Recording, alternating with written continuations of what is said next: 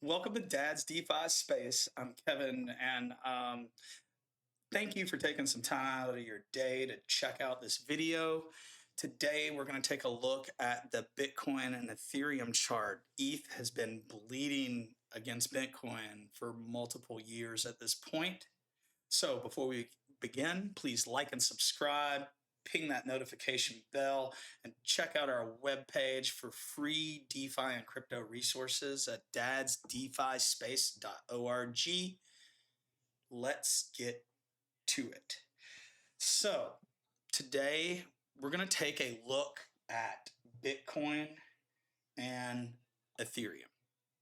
But we're going to look at the Ethereum to Bitcoin chart just to see how is Ethereum moving in relationship to Bitcoin. This is important to understand for a couple different reasons. Number one, if you stayed ETH or altcoin heavy since the end of the last bull run, you were looking at an opportunity cost of 62, 63%. If I use the wicks, you're looking more at about 65% loss. Not good. Now, does this tell us anything about the markets? Yes, it does. It really does tell us a lot about the markets. First and foremost, it shows us that these assets don't always move in tandem with each other. ETH has lost an enormous amount of market cap in relationship to Bitcoin, especially since this last pump, as you can see from here to here. Okay. Now, how can you use this to make decisions within the market? Well, just use some basic TA, ladies and gentlemen. If I go back into the beginning of the last bull run, I made a support line, which now hopefully will work as support when ETH touches it shortly, right here. This is 0.03 Bitcoin per ETH. This is probably the lower part of this pair's range, and that would tell us that anything within this zone that I'm going to place a box on would be an excellent time to buy ETH, okay?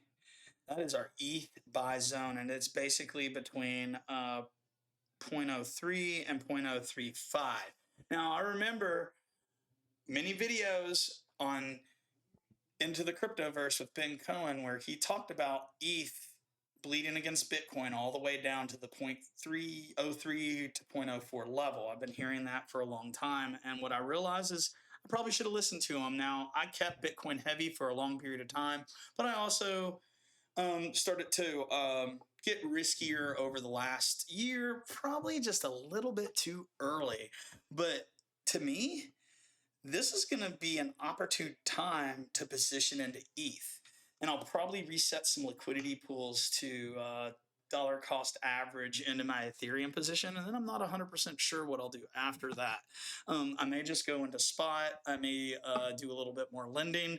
But to make a long story short, the reason following Ethereum to Bitcoin chart and Bitcoin dominance is to know when Ethereum might run and when altcoins are going to run. Because if Ethereum can't run, altcoins aren't going to run either, not on a mass scale.